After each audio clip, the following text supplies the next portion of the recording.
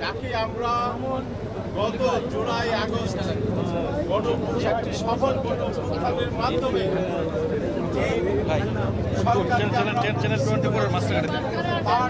আমরা সারা দিয়ে সমস্ত রাজনৈতিক দল আমরা এসেছিলাম এবং আমরা সেখানে বলেছি ব্যক্তির চাইতে দল বড়, দলের চাইতে দেশ বড়। কাজেই দেশের স্বাধীনতা সার্বভৌমত্ব রক্ষার জন্য আমরা ঐক্যবদ্ধ। ভারতে বসে যারা কলকাঠি মেরে আমাদের স্বাধীনতা সার্বভৌমত্ব নষ্ট করতে চাচ্ছে, আমরা সেই ব্যাপারে সজাগ থাকবো। আমরা বর্তমান সরকারকে সমর্থন দিয়ে যাব। বিভিন্ন ইস্যু সামনে আছে, সরকার আমরা সংস্কার করব, সংস্কার করে একটি নির্বাচিত সরকার নিয়ে আসবো। কিন্তু আজকে আমরা যেটা বলতে চাচ্ছি, আমাদের এই ঐক্য ধরে রাখতে হবে। এই ঐক্য দিয়ে আমাদের দেশকে রক্ষা করতে হবে, স্বাধীনতার সার্বভৌমত্বকে রক্ষা করতে হবে। তাই আমরা গণতন্ত্র মঞ্চ থেকে আমরা 6টি দলের প্রধানরা এখানে এসেছিলাম। আমরা প্রধান উপদেষ্টাকে সেই বার্তা দিয়ে গেছি, আপনি দেশ চালান, আমরা আপনাদের সঙ্গে আছি, আমরা থাকবো।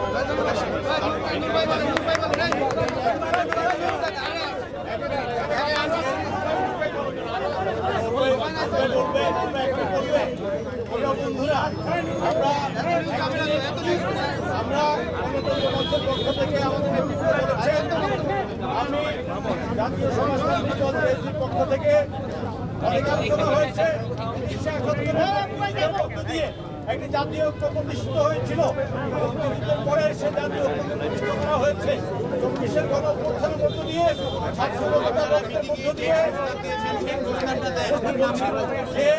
জাতীয় ঐক্য তৈরি হয়েছে। সে ঐক্যকে সংহত করার জন্য আজকের যে বৈঠকটি 54 বছরের পরে রাজনৈতিক সমস্ত অংশীদারকে নিয়ে প্রথম বৈঠক, এর মধ্য দিয়ে জাতীয় ঐক্য প্রতিষ্ঠার জন্য আমরা একটা এগিয়ে গিয়েছি। আমরা প্রস্তাব দিয়েছি অবিলম্বে প্রধান উপদেষ্টাকে অনুরোধ করছি জাতিকে আশ্বস্ত করবার জন্য আজকের বৈঠকের পরে উনি যেন ভাষণ দেন। আমরা বলেছি আজকে সমস্ত অংশীদার, রাজনৈতিক দল, ছাত্র জনতা, সাংস্কৃতিক কর্মী, শ্রমজীবী মানুষ সকলকে তার বাড়ি আঙ্গিনা থেকে শুরু করে রাজপথে আমরা একটি দিবস পালন করতে চাই, যার মধ্য দিয়ে সারা জাতি এবং সারা পৃথিবীতে এই জাতির ঐক্যের যে ভিজুয়াল জায়গাটি পরিষ্কার হবে।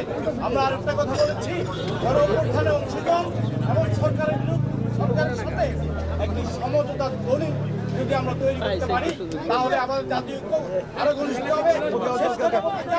আমরা একটা জাতীয় কাউন্সিল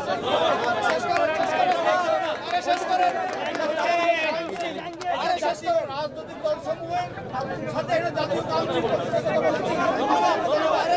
একেবারে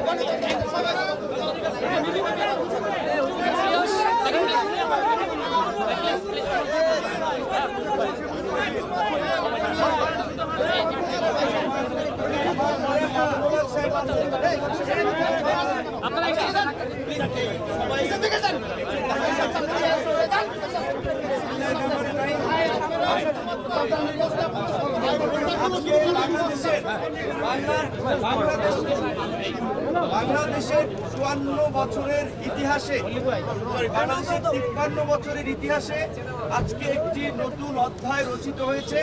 বাংলাদেশের স্বার্থে জাতীয় ঐক্য এবং সংহতি প্রতিষ্ঠার লক্ষ্যে একটি সর্বদলীয় সভা এই অন্তর্বর্তীকালীন সরকার বাংলাদেশের ইতিহাসে করেছে। এর আগে কোনো সরকার এটি করতে পারেনি। সেজন্য আমরা প্রথমত তাদেরকে ধন্যবাদ জানিয়েছি। দ্বিতীয়ত, বাংলাদেশের বিরুদ্ধে আমাদের প্রতিবেশী রাষ্ট্র ভারতের মিডিয়ায় যে একটি সংঘবদ্ধ অপপ্রচার এবং প্রোপাগান্ডা আমরা দেখতে পাচ্ছি, এটি মোকাবেলায় বাংলাদেশের জনগণ, বাংলাদেশের গণমাধ্যম এবং বাংলাদেশের ডায়াসপোরা কমিউনিটি যারা বিভিন্ন দেশে ছড়িয়ে আছে এবং আমাদের আন্তর্জাতিক গণমাধ্যম সহ বিভিন্ন খ্যাতনামা প্রতিষ্ঠানে যারা কর্মরত, তাদেরকে নিয়ে সোশ্যাল মিডিয়া, মেইন স্ট্রিম মিডিয়ায় এই অপপ্রচার এবং প্রোপাগান্ডার বিরুদ্ধে একটা সঠিক ক্যাম্পেইন করার জন্য আলোচনা হয়েছে।